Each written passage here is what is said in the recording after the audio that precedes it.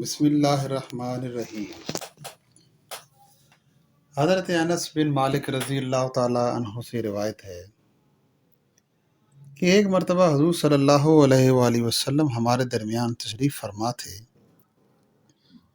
اچانک آقا کریم صلی اللہ علیہ وآلہ وسلم کو اونگ آ گئی، پھر تبسم فرماتے ہوئے سر انور اوپر کو اٹھایا۔ ہم نے عرض کیا، یا رسول اللہ صلی اللہ علیہ وآلہ وسلم، آپ کس وجہ سے تبسم فرما رہے ہیں؟ کریم آقا نے فرمایا، ابھی ابھی مجھ پر ایک سورت نازل ہوئی ہے۔ پھر آپ نے بسم اللہ الرحمن الرحیم پڑھ کر سورت تلاوت فرمائی، انا اعطیناک الکوثر فصل لربک وانحر ان شانئک هو الابتر۔ تلاوت فرما چکنے کے بعد کریم آقا نے فرمایا، کیا تم جانتے ہو کوثر کیا ہے؟ ہم نے عرض کیا، اللہ اور اس کا رسول بہتر جانتے ہیں۔ اس کے بعد آپ صلی اللہ علیہ وآلہ وسلم نے فرمایا، یہ جنت میں ایک نہر ہے جس کا میرے پروردگار نے مجھ سے وعدہ فرمایا ہے، اور اس میں بہت زیادہ خیر ہے۔ وہ ایک حوض ہے جس پر روز قیامت میری امت اپنی پیاس بجھانے کے لیے آئے گی۔ اس کے برتن ستاروں کی تعداد کے برابر ہوں گے۔ امام فخر الدین رازی تفسیر کبیر میں اس کی وجہ تسمیہ بیان کرتے ہیں، اس نہر کو کوثر اس لیے کہتے ہیں کہ اس میں جنت کی دیگر نہروں کے مقابلے میں پانی اور بھلائی کی زیادتی ہے، یعنی اس میں کثرت ہے۔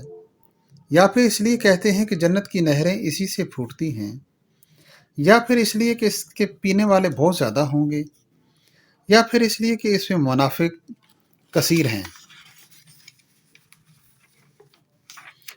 حضور صلی اللہ علیہ وآلہ وسلم امت کے غم میں روتے رہے، یہاں دنیا میں بھی اور حشر میں بھی روئیں گے۔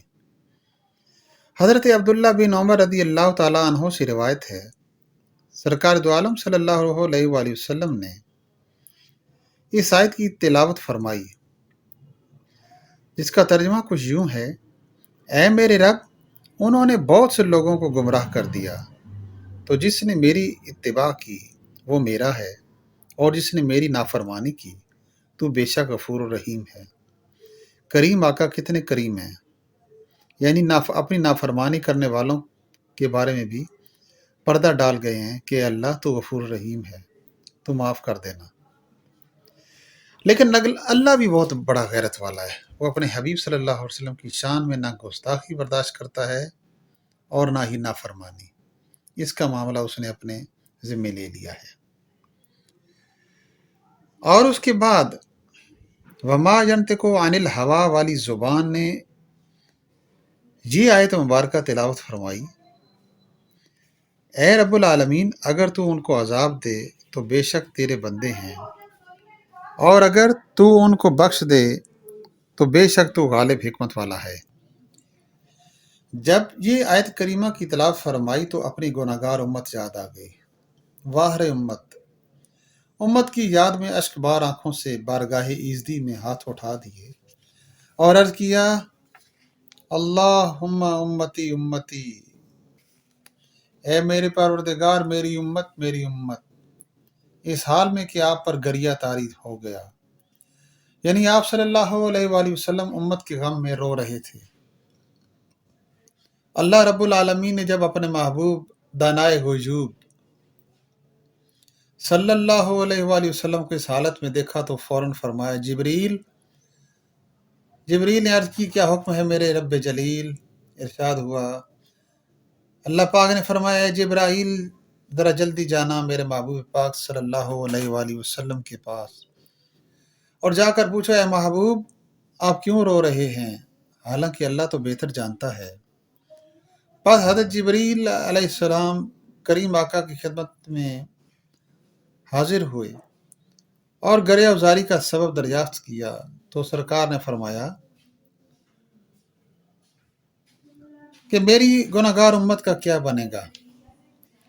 حضرت جبریل علیہ السلام نے اللہ کی بارگاہ میں سبب گریہ زاری عرض کیا تو خالق کائنات کا دریائے رحمت جوش میں آیا اور فرمایا، پس اللہ نے فرمایا اے جبرائیل جاؤ اور میرے محبوب کے پاس اور ان سے کہو ہم تمہیں تمہاری امت کے بارے میں راضی کریں گے اور تمہیں ذرا بھی دل آزردہ نہیں کریں گے۔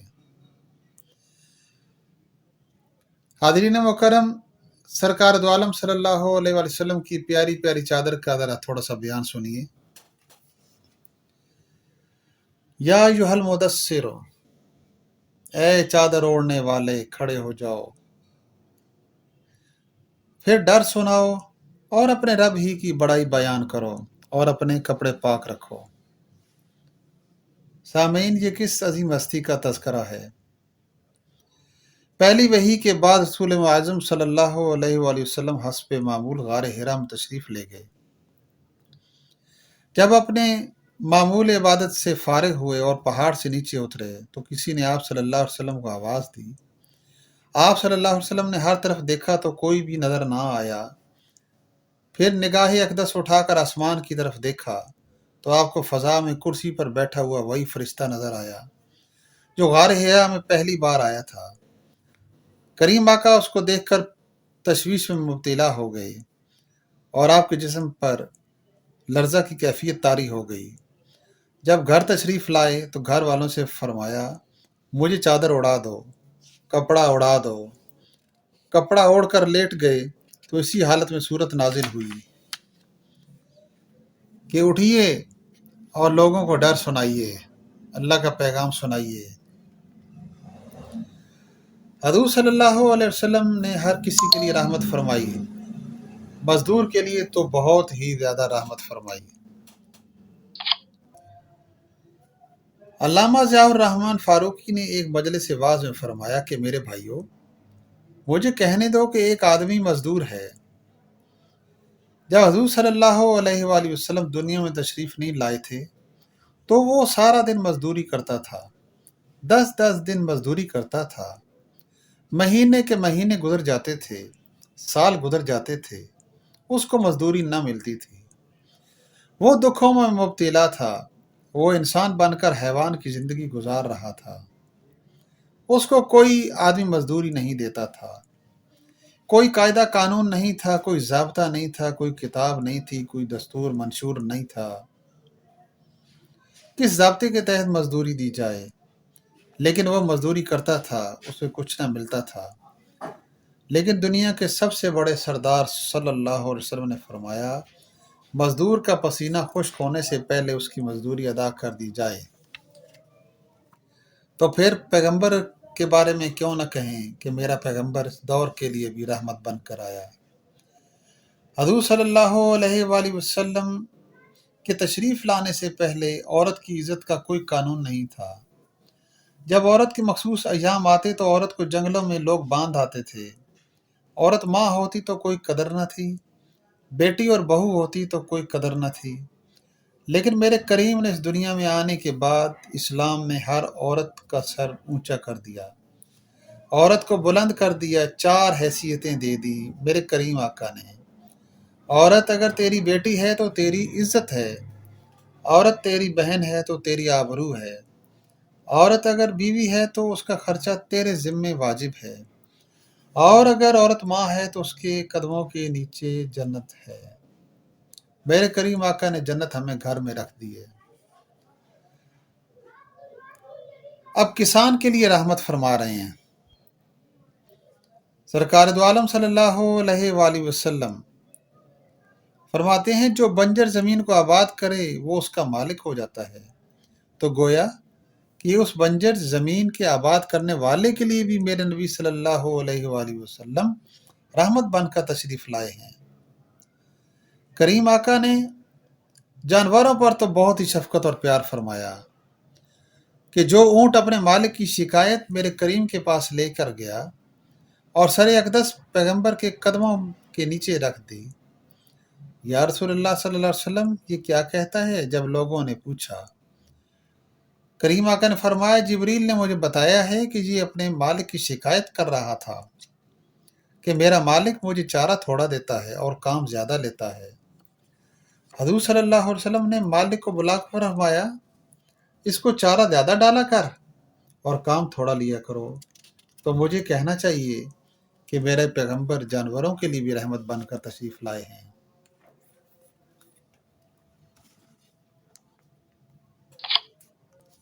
حضرت ابن عباس رضی اللہ تعالیٰ عنہ سے مروی ہے، وہ بیان کرتے ہیں کہ جب طائف کے بادشاہ طبع نے مدینہ پر چڑھائی کی تھی، اس نے اعلان کیا تھا کہ شہر مدینہ کو ویران کر دوں گا اور اس کے رہنے والوں کو اپنے اس لڑکے کے انتقام میں قتل کر ڈالوں گا جسے انہوں نے فریب اور دھوکے سے قتل کیا ہے۔ اس وقت ساموی یہودی نے، جو اس وقت یہودیوں کا سب سے بڑا عالم تھا، اس نے کہا، اے بادشاہ، یہ وہ شہر ہے جس کی طرف بنی اسماعیل علیہ السلام سے حضور صلی اللہ علیہ وآلہ وسلم کی ہجرت ہوگی۔ اس نبی کی جائے ولادت مکہ مکرمہ ہے۔ اس کا اسم گرامی احمد صلی اللہ علیہ وآلہ وسلم ہے۔ یہ شہر اس کا دار ہجرت ہے اور اس کی قبر انور اسی جگہ ہوگی۔ تبع یوں ہی واپس چلا گیا۔ بچپن میں حضور اقدس صلی اللہ علیہ وآلہ وسلم اپنے چچا کریم ابو طالب رضی اللہ تعالیٰ عنہ کی معیت میں شام کے سفر پر روانہ ہوئے۔ راستہ میں راہبوں کی خانقاہ کے پاس سے گزر ہوا۔ وہاں ایک بہت بڑا راہب رہتا تھا، اس کا نام بحیرہ تھا۔ وہ کسی کی ملاقات کے لیے اپنی خانقاہ سے باہر نہیں نکلتا تھا، لیکن جب اہل مکہ کا یہ قافلہ، جس میں سرکار دو عالم صلی اللہ علیہ وآلہ وسلم بھی تھے، اس نے اس خانقاہ کے پاس ایک جگہ پر جب قیام کیا تو وہ خود ہی باہر آ گیا۔ قافلے والوں کو بڑے غور سے دیکھتا رہا۔ پھر اس نے رسول کریم صلی اللہ علیہ وآلہ وسلم کا ہاتھ پکڑا اور سب کو کہا، یہ سارے جہانوں کے سردار، انہیں اللہ تعالیٰ رحمۃ للعالمین بنا کر مبعوث فرمائے گا۔ کسی نے ابن راہب سے پوچھا، یعنی اس راہب سے پوچھا، اور بھی تو بہت سے خاندان قریش کے نوجوان موجود ہیں، تم نے انہیں کیسے پہچان لیا؟ اس نے جواب دیا، جب بھی آپ کا گزر درخت یا پتھر کے پاس سے ہوتا، وہ ان کے سامنے سجدہ ریز ہو جاتے۔ نبی کے بغیر شجر و حجر کسی کو سجدہ نہیں کرتے۔ دوسری نشانی یہ دیکھی کہ جب ان کا قافلہ آ رہا تھا تو بادل کا ایک ٹکڑا ان پر سایہ کیے ہوئے تھا۔ آپ جدھر جاتے بادل کا ٹکڑا آپ کے ساتھ ساتھ جاتا۔ تیسری یہ نشانی دیکھی کہ قافلہ والوں نے آگے بڑھ کر درخت کے سایہ میں اپنی اپنی جگہ پر قبضہ کر لیا۔ جب یہ تشریف لائے تو درخت کے سایہ میں جگہ نہ تھی۔ آپ بیٹھے، درخت کا سایہ ادھر ہی چھپ گیا۔ حضور اقدس صلی اللہ علیہ وسلم اگر سنگ خارا پر قدم مبارک رکھتے تو اس کا نشان اس پتھر میں ظاہر ہو جاتا۔ لوگ ان پتھروں سے تبرک حاصل کرتے تھے، ان کی زیارت کے لیے جاتے ہیں اور ان کا احترام کرتے ہیں۔ ایسا ہی ایک پتھر مصر میں بھی تھا۔ سلطان کاتیبائی نے 20,000 پاؤنڈ میں اسے خریدا اور وصیت کی کہ یہ پتھر اس کی قبر کے نزدیک رکھا جائے، اور اب بھی وہ وہیں پر موجود ہے۔ سنگ خارا پر قدم رکھتے تو اس میں حضور صلی اللہ علیہ وآلہ وسلم کے پاؤں کے نقش ثبت ہو جاتے۔ ریت پر قدم رکھتے تو کچھ پتہ نہ چلتا۔ حضور صلی اللہ علیہ وآلہ وسلم صبح کو نیند سے بیدار ہوتے اور جناب ابو طالب کے بچوں کی مجلس کو اپنے جمال جہاں آراستہ فرماتے، تو اس وقت ان سب کے بال بکھرے ہوئے ہوتے، لیکن حضور صلی اللہ علیہ وسلم کے گیسوئے عنبری بغیر کنگھی کیے آراستہ ہوتے اور بغیر سرما ڈالے چشم عالم 20 سرمگی ہوتی۔ مہر نبوت کے متعلق جو مختلف روایتیں ہیں، ان میں تطبیق اس طرح کی جائے کہ جس کسی نے اس چیز کے ساتھ تشبیہ دی ہے وہ اپنے ذہن کے مطابق دی ہے، اور تشبیہ ہر شخص کی اس کے ذہن کے موافق ہوتی ہے۔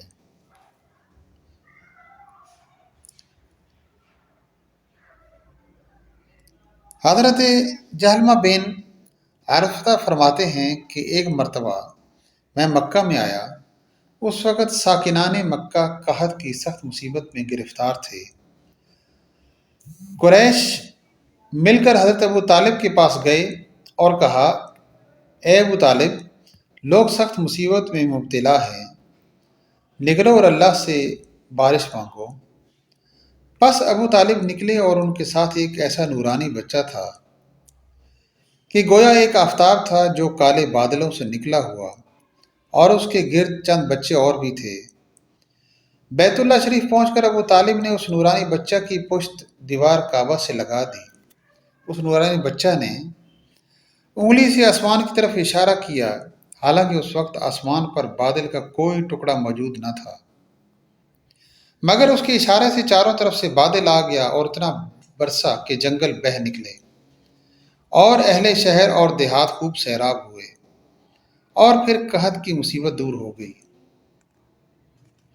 حضرت ابو طالب نے اپنے اشعار میں اسی طرف اشارہ کیا ہے، وہ گورے رنگ والے کہ ان کے چہرہ انور کے صدقے میں ابر کا پانی مانگا جاتا ہے، یتیموں کی جائے پناہ اور بیواؤں کے نگہبان ہیں۔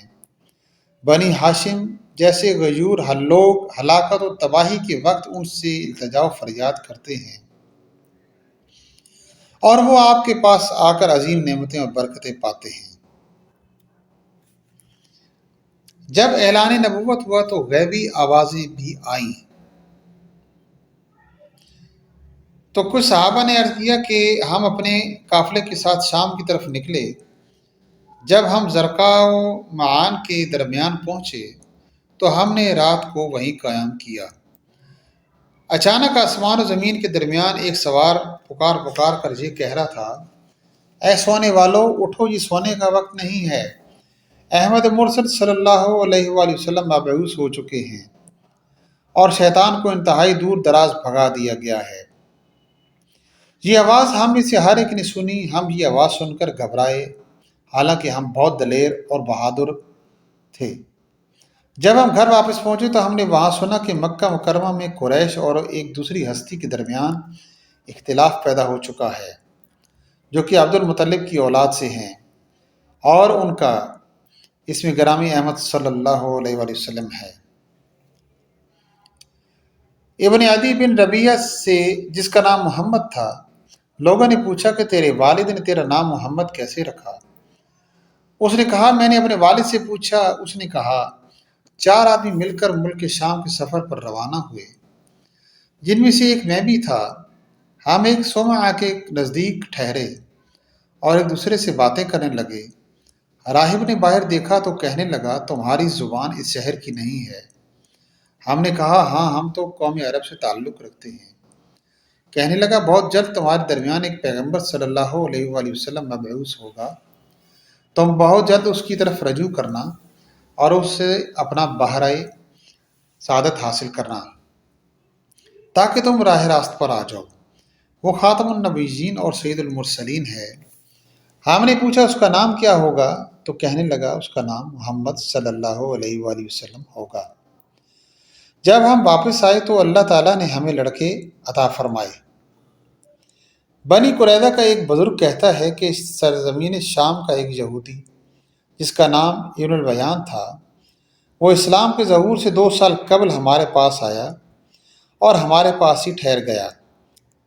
اللہ کی قسم، میں ابھی تک کسی شخص کو ایسا نہیں دیکھا جو 5 وقت کی نماز اتنی عاجزی اور انکساری سے پڑھتا ہو جتنی عاجزی اور انکساری سے وہ پڑھا کرتا تھا۔ جب بارش رک جاتی تو ہم اس سے کہتے، اے شخص، ہمارے لیے بارش کی دعا کرو۔ وہ کہتا، نہیں، اللہ کی قسم، میں اس وقت تک تمہارے لیے بارش کی دعا نہیں کروں گا جب تک تم میرے سامنے صدقہ نہ دو۔ ہم اس سے پوچھتے، کتنا صدقہ دیں؟